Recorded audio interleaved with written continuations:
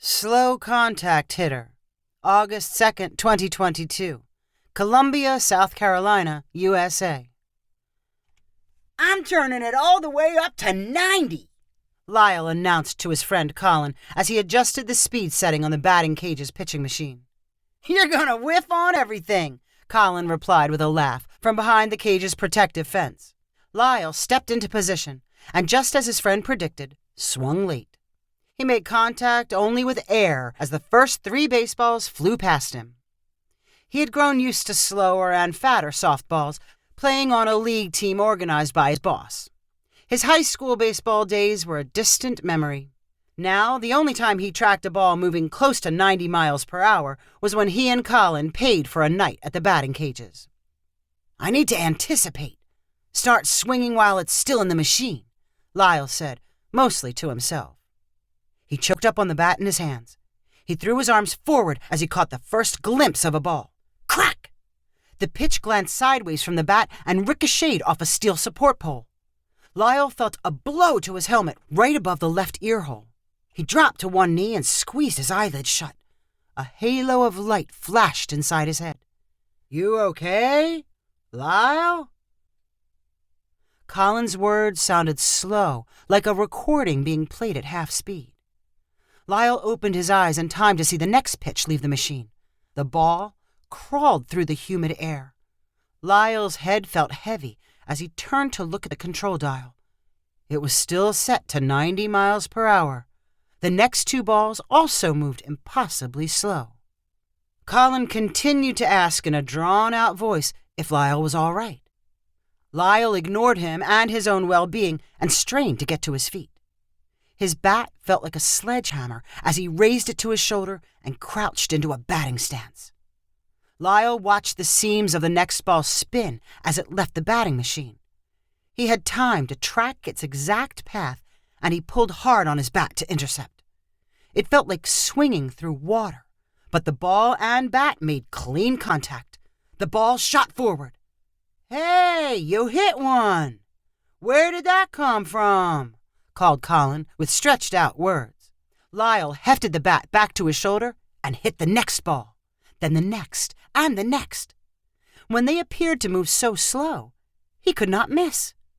It was only a matter of intersecting the flight path with the heavy bat. How are you doing this? What happened? Shouted Colin.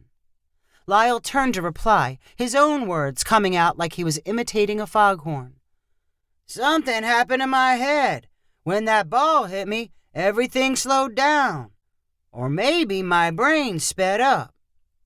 You could play in the majors. Break all the hitting records. Ha! I'm too old for that. Not if you make contact every time. I could talk to Hunter Henry. You know, the guy who's dating my sister and manages the single A team. He could get you started and then move you up to the big leagues. Lyle smiled at the idea.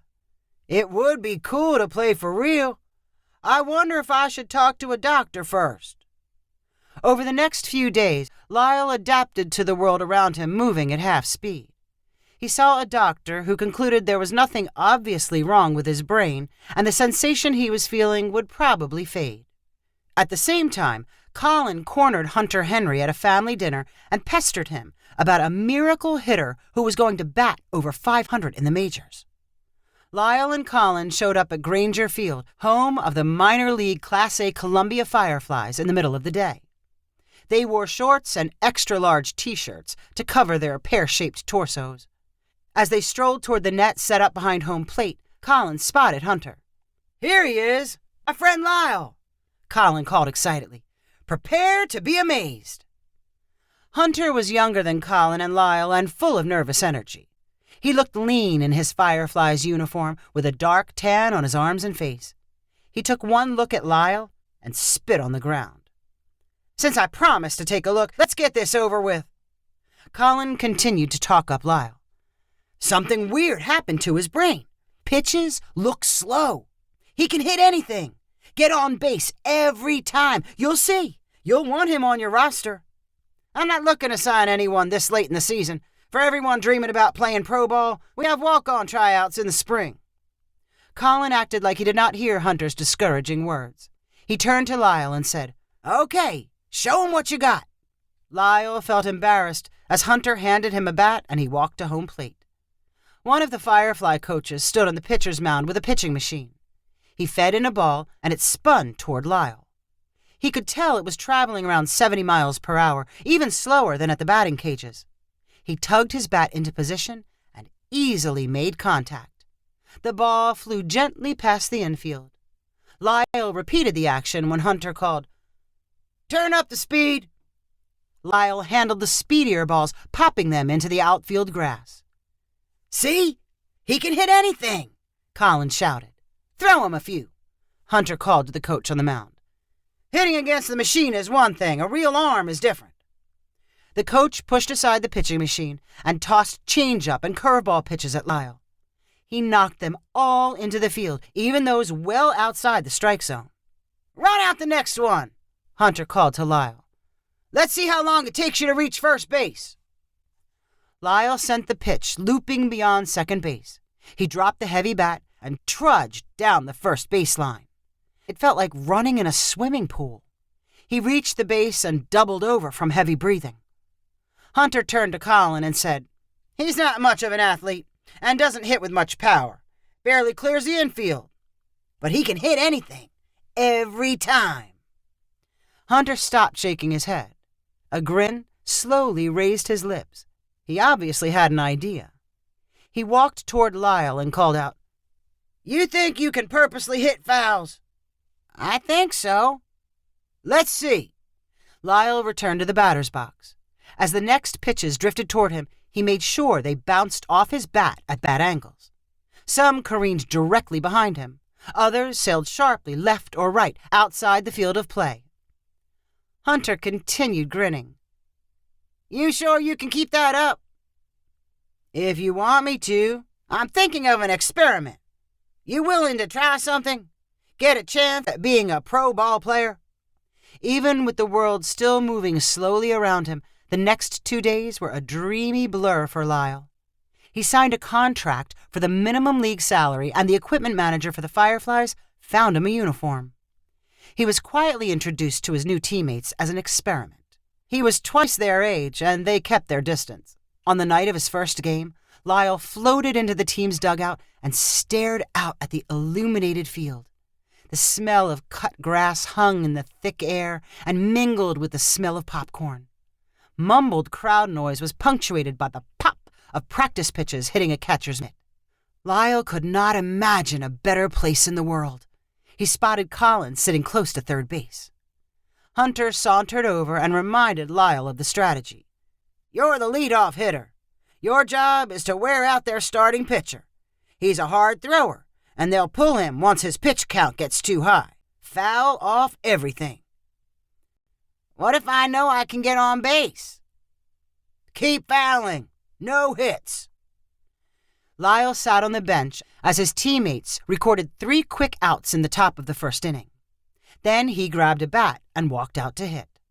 The scoreboard flashed his stats. No at-bats for the season. Several thousand fans wondered why he was in the game, but they cheered anyway. To Lyle's ears, they sounded like the deep roar of ocean waves. On the pitcher's mound for the Charleston River Dogs was a 6'4" kid right out of high school. He smirked when he sized up Lyle. It was the same smirk Lyle had seen from his fellow Fireflies. The kid wound up and threw his whole body into a pitch which tracked down the middle of home plate. Kyle leaned forward and pulled his bat down. The ball spiraled backward into the protective screen. Foul. Strike 1. The next pitch produced the same result. Foul. Strike 2.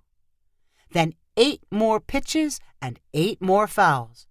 The count stayed at no balls and 2 strikes. The young pitcher grew frustrated. He tried curveballs and changeups way out of the strike zone. Lyle acted like it was no big deal to reach out his bat and send the balls flying into foul territory.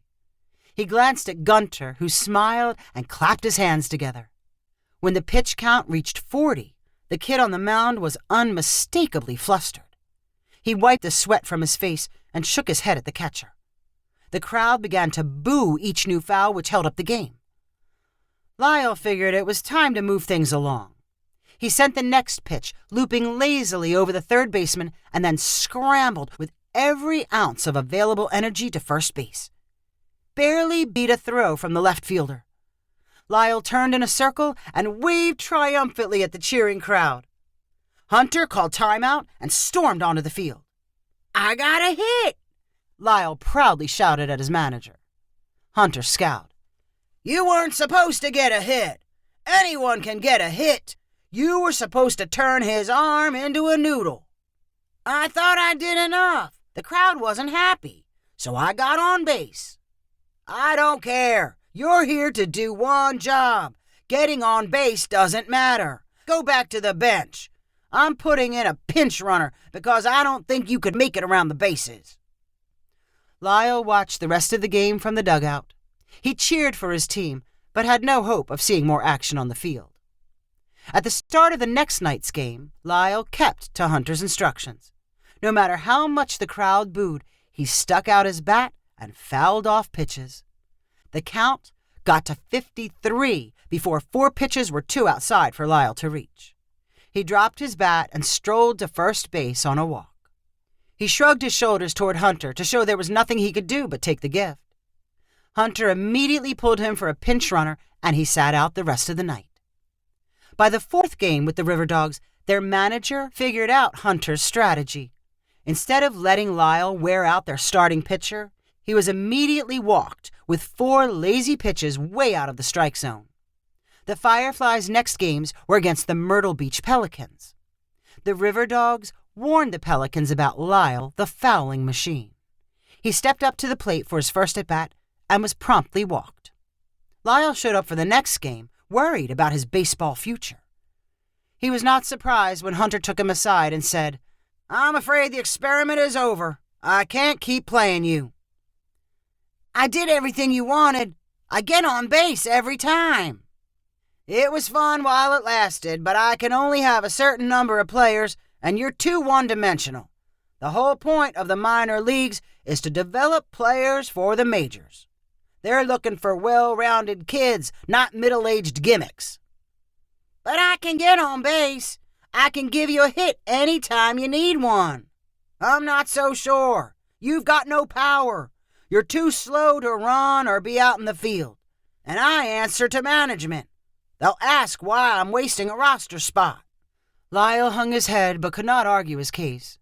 He simply asked, "Could I have one more at bat? Let me swing away." "We'll see."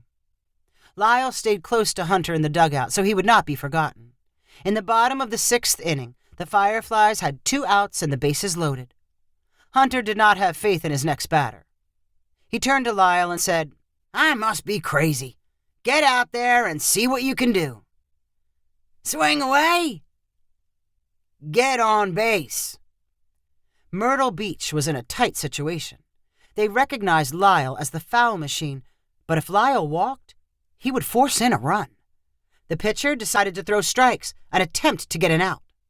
Lyle watched the first ball leave the pitcher's hand and knew it was heading right over the plate. He had plenty of time to bring his bat around and aim carefully toward the third baseline. The ball hopped off his bat and landed fair just in front of the grass outfield. Then it slowly rolled toward the low wall beyond the dugout. The stadium exploded with noise and chaos. The 3 men on base lurched forward. A Myrtle Beach outfielder sprinted for the ball from a dead stop. Lyle dropped his bat and chugged toward first base as if he were dragging cinder blocks. The first base coach gave him the sign to keep running, so he gasped and wheezed his way to second. The Myrtle Beach players were most concerned about the runners in front of Lyle. A wild throw to home plate got lost in the backstop fence. The third base coach waved for Lyle to keep moving. He rumbled around second like he was halfway through a marathon. When he finally got close to third, the coach yelled for him to slide. He awkwardly launched himself headfirst and desperately reached for the bag. The throw to third was low and off the mark. The ball hit Lyle in the helmet right above the left ear hole and dribbled to the ground. The umpire yelled, "Safe!" Lyle squeezed his eyes shut, and the flashing halo was back in his brain. He rose unsteadily and realized the crowd sounded different. The tone was higher. Lyle glanced around, and the other players moved at normal speed. The switch in his brain had flipped back. The crowd screamed and clapped as Lyle got to his feet. He knew he was living the last minute of a dream. He spotted Colin holding up a phone to record the scene. In another year, they would be the only ones who cared about what happened, no matter how much they talked about it during future softball games. But somewhere, Lyle's record as a pro would be recorded. Since the walks did not count, his official stats would be 2 at-bats and 2 hits. A perfect 1,000 batting average. He could hit anything. If you enjoyed this story, please rank it on the website 500ironicstories.com. Please subscribe on the website to get weekly updates as new stories are posted. And please share with friends using the convenient links available.